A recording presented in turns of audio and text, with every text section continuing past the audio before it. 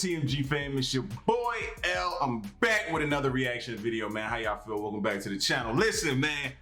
Listen, I hope this video doesn't get blocked or removed from the channel, man, because I feel like this is one of those videos that create conversation, that conversations that really need to be had, man. If you don't know what I'm talking about, we reacting to today. Joyner Lucas, Ross Capicchioni. Now, I have seen this video before a while back, but the reason why I'm bringing this to the channel is because we always have to continue to talk and address these type of problems that go on. I have kids. I know a lot of you guys have kids, so a lot of you deal with situations with your children where you have to talk to them about, you know, bullying in school, whether they're being bullied or they're doing the bullying. Now, don't get me wrong. Kids are kids. That doesn't mean we don't need to take it seriously, because we really do, because these things can really get out of hand. As far as kids committing suicide because they're being picked on, or they don't want to go to school. It's too much for them. The pressures and the peer pressures and the bullying and people picking on them is a lot to bear. Being a kid is tough. I know we clown around a lot about, you know, you're just a kid, you have it easy, you have it made, but we have to remember, because we were all kids at some point in time as well, being a kid is tough. You know what I'm saying? A lot of expectations, a lot of things being thrown on them, a lot of things they have to deal with coming up. And one of those things is bullying and hanging with the wrong crowd and wanting to be accepted is something. So talking to my son about that, you know, he's had a couple situations in school to where, you know, it's landed him into fights and different things like that. So I constantly try to talk to him about doing the right thing, knowing that it's tough on him, you know, because of the way he wants to be viewed in school. You know, you want to be viewed as the cool kid, you want to have lots of friends, you want to be social, you want to be in the in crowd. Nothing hurts a kid worse than not being accepted. You know what I mean? Especially nowadays with social media, everything is about being accepted or being liked. And when it's handed to you on a platform of social media, what's the first thing you see when you put up? You want instant validation, you want likes, you want hearts, you want this, you want that. So I would say it's even tougher today for this generation of kids than we were when we were in school. You get what I'm saying? So that's the reason we're having conversations with him and different things, and him talking about different kids where he's had to stick up for kids or he's had to stick up for himself. You know, it got me to thinking about this Ross Capicchioni video that Joyner Lucas had done a while back. This was actually put on YouTube 2015, and I don't know why this popped into my head, but I was like, yo, this would be a great topic of discussion for the TMG fam, and just something for us to kick it and talk about today. We'll get back to what you guys have requested me to do tomorrow, but like I said, with the conversations I had and things I was thinking about, I wanted to definitely pull this up and look at this with you guys, because a lot of you guys may not have seen this, and this is based off a true story, what it is. So let's get into it and we'll continue the discussion as it goes along. All right, Joyner Lucas, Ross Capicchioni, sit back in your seats and pay attention, because this to me is one of the most well-written, well-shot videos I've ever seen in my life. And when you're done, if you're new, if this is your first time ever seeing it, when you get done, you're gonna be like, I promise you. So let me do something real quick. I wanna make sure everything is set right, everything, all right? Let's get to it, here we go.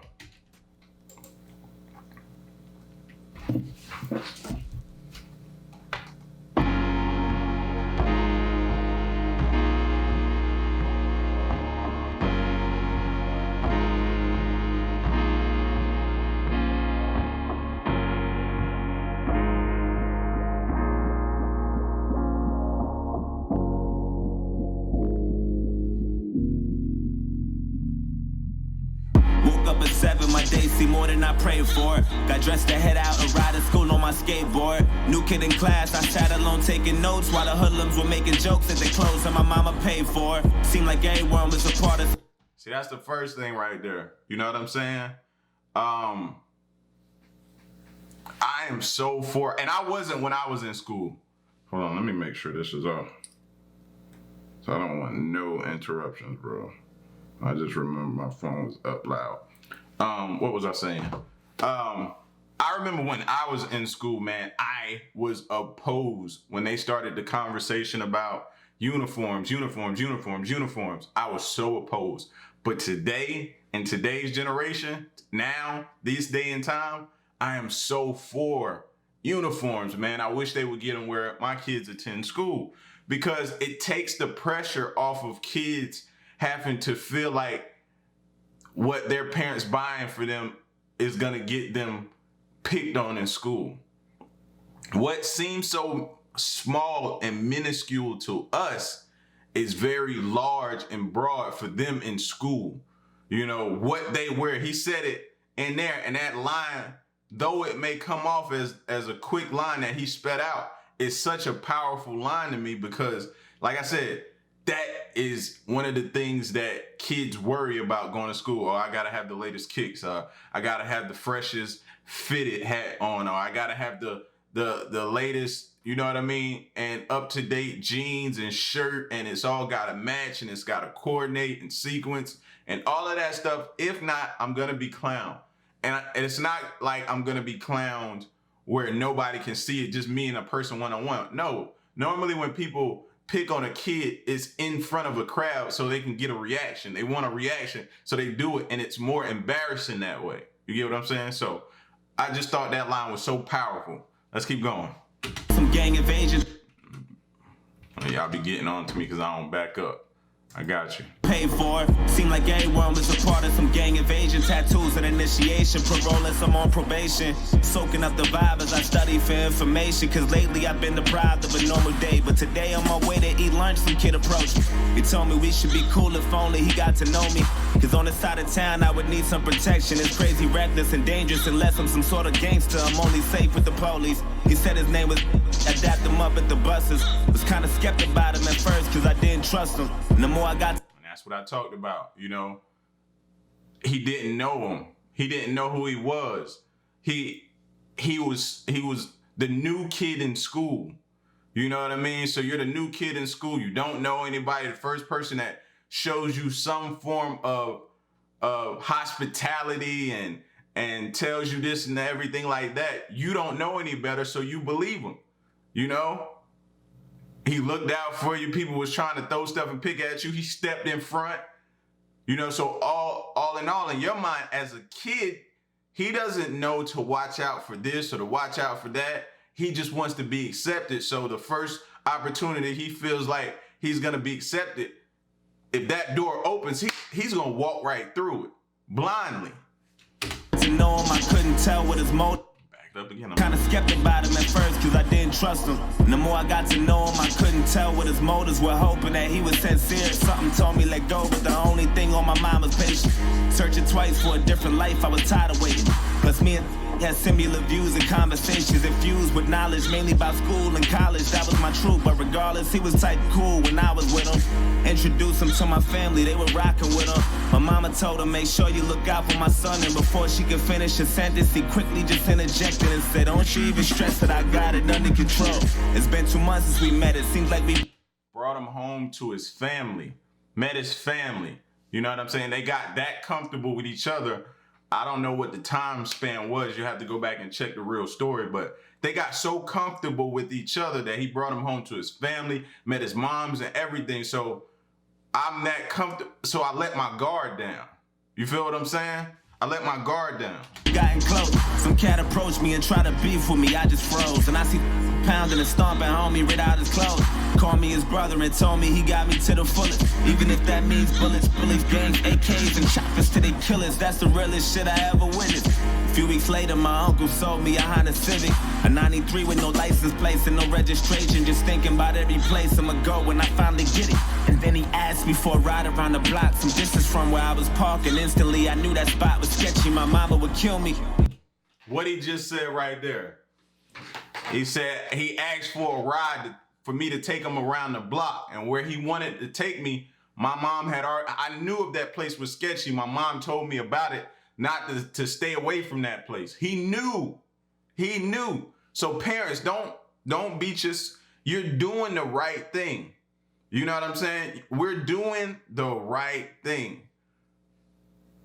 It's ultimately up to the kid to make that decision, and you can only hope and pray that everything you've instilled in them, every piece of knowledge that you've poured into them, you know, when they feel as though we're coming down or we're being too hard on them or we're overbearing or overprotective, we are, but it's a reason.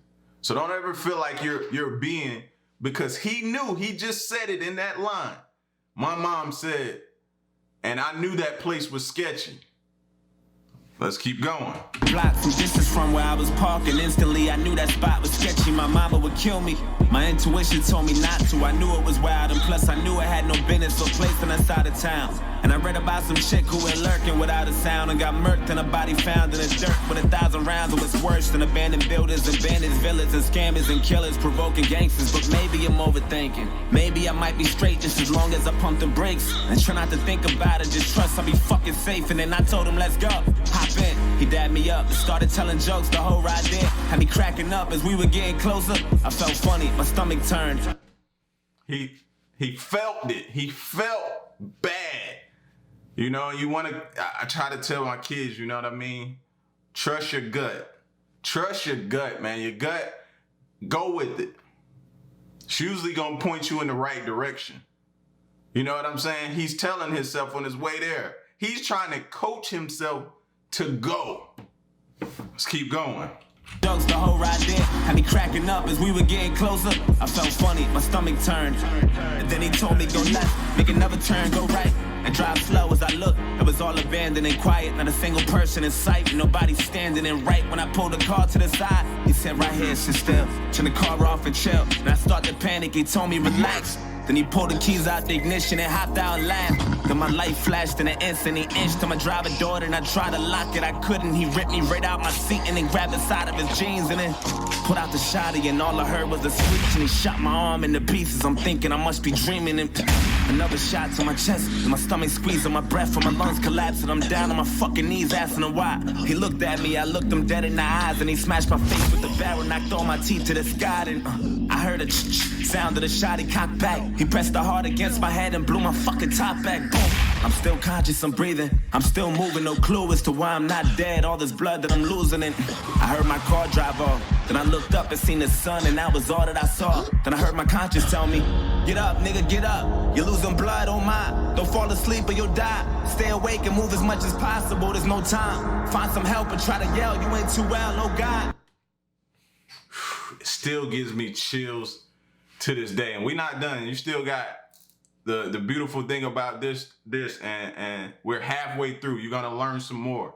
All right, that still gives me chills to this day, bro. To this day, you know, one of the scariest things, man, is when your kid leaves home from school praying that he makes it back the same way he left. You know, praying that he makes it back. Another scary point in your child's life is them getting a license. Something you know you fought for as a kid, you wanted to get, you know, and it's tough. It is tough. It's nerve-wracking for situations like this.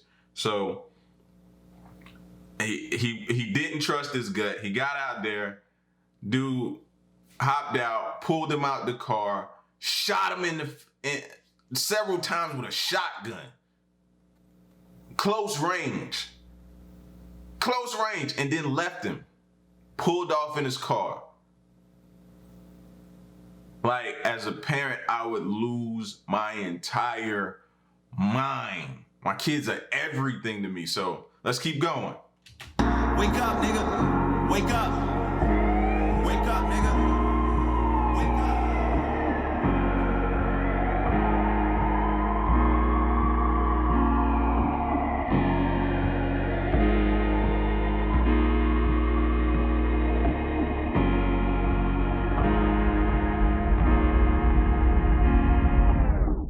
Woke up at 7, my day was worse than I prayed for. Got dressed to head out and down the stairs from the 8th floor. New kid in class, he sat alone taking notes while my niggas were making jokes at the clothes that his mama paid for. Had no family, but was cool with the local gangsters, tattoos, and some on parole and probation for breaking rules. Do y'all see what's going on right now? Now, what makes Joyner Lucas so much of a talent to me, and one of the rarest talents you ever find? Look at what he's doing. He's telling the story from both viewpoints. He first started off with the victim. Now he's gonna play the role of the person who murdered the guy, and he's telling you his story and from his viewpoint and what he's got going on and how he led up to that point. All right. So I just wanted you to know what you were listening to and watching. Family, but was cool with the local gangsters, tattoos, and some on parole and probation for breaking rules. That life was all I knew. All I wanted to do was cruise, smoke weed, and say fuck school. Wanted guidance, cause all my role models I would look up to was indicted the young dudes with no logic. I went to church to the pastor, said fuck you, now violent. And this gang that always looked out for me, vouched for me, and adopted me, said they wanted to rock with me, and I wanted to get down. Guess there was something missing. Everything comes with a price, but there's only one condition. Now, before he explained the conditions, did you hear what he was saying? Basically telling you why he joined the gang. They looked out for him. A lot of times, you know what I'm saying, guys join gangs because they're searching for something they were missing at home. So a lot of times it's, okay, they grew up in a household with no father figure. So they're searching for that authority figure. A lot of times they grew up in a house with no siblings. So they want that brotherly love, that love. In the end, a lot of times they're searching for love. So they join gangs because gangs, they come off and portray as a brotherhood. A brotherhood. You know what I'm saying? And I don't know if portray is the right word, because in a lot of sense, they do come off as a brotherhood, but their intentions is where it goes wrong. And maybe not the intentions, what their actions is where it goes wrong. You know what I'm saying? So he was searching for family, for acceptance, for love. And he wanted that so bad. So the gang was wanting to pull him in and give him that. But listen. All you gotta do for initiation is kill an innocent victim and leave him there with no witnesses or no snitches. If you do that, you be down with the clique. And that's for life, so don't you ever think you're getting out of this shit. I thought about it, soaking up the vibe as I study for information, trying to choose my victim, plotting the weakest prey. But today on my way to eat lunch, I approached him and told him we should be cool if only I got to know him. Cause on his side of town, he would need some protection. It's crazy, reckless, and phony, unless he's some sort of gangster. He only stayed with the police. He said his name was I dapped him up at the buses. Was kinda skeptical about me at first cause he didn't trust me. Then the more he got to know me, he couldn't tell what my motives were, hoping that I was sincere. But little did he know I was trying to snake him and pop and break him. He was plotting on him the whole time. None of it was real. None of the love, none of the sticking up for him at the lunch table. Everything was fake. He played this role and got in and got the dude to let his guard down. Like, all of this was a plot of initiation. Just to let you know how real it can get out here, man. Sometimes we live in our bubble and we live in our nice neighborhoods and we live in our suburban areas or our gated communities, or we live in these places and we sometimes forget the fact that there are some maniacal beings out there. There are some people out there that really have no regard for human life. They'll take your life without even thinking about it, without even blinking twice. You know what I'm saying? And this here story is a test to that. Let's keep going. Motives were hoping that I was sincere, but little did he know I was trying to snake him and pop and break him. Just need the perfect opportunity, I'm tired of waiting. Had murder running through my head, I knew the death was coming.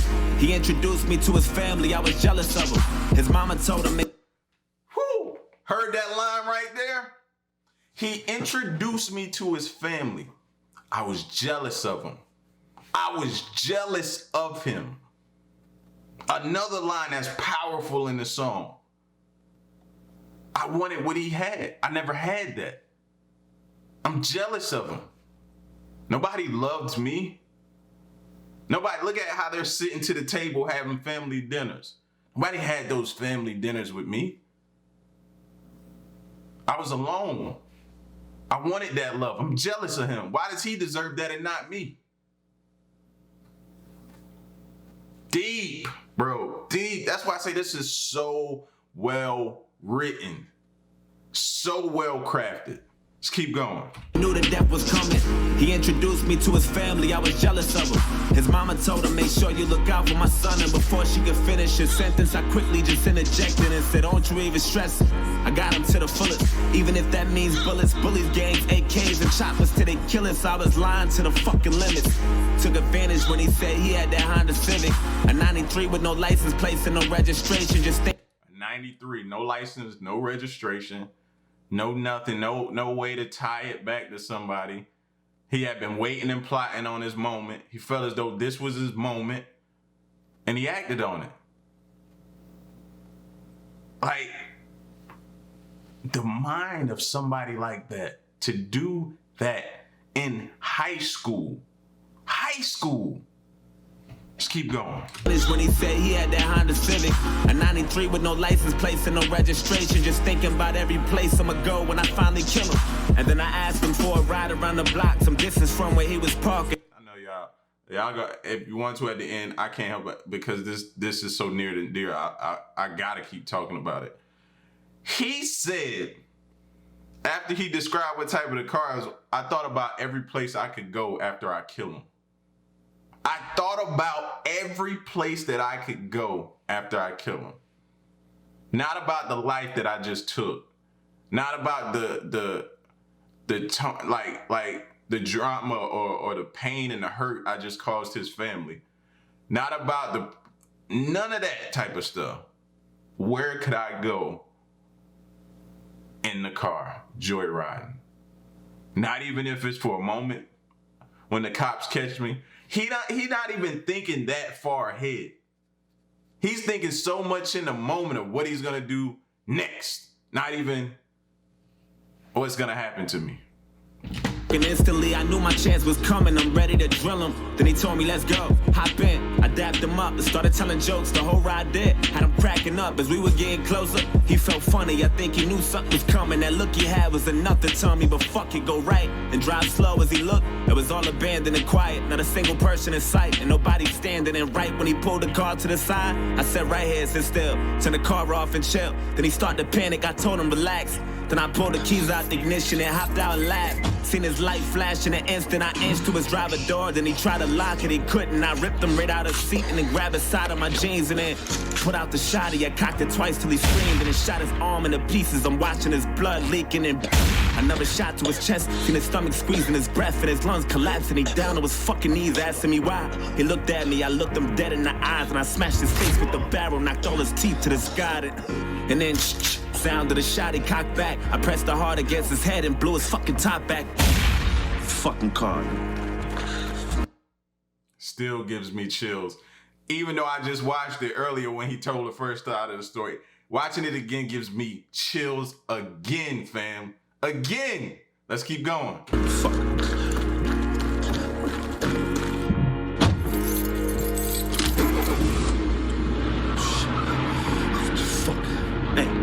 Get the fuck out my way, you faggot. Fuck. Oh, shit. Fuck, come on. Come on, pick up. Come on. Yo, I did it. I killed him. Yo, I had that nigga screaming. I just fucking blood everywhere. Don't talk too much over the phone. Meet me at the spot. Alright,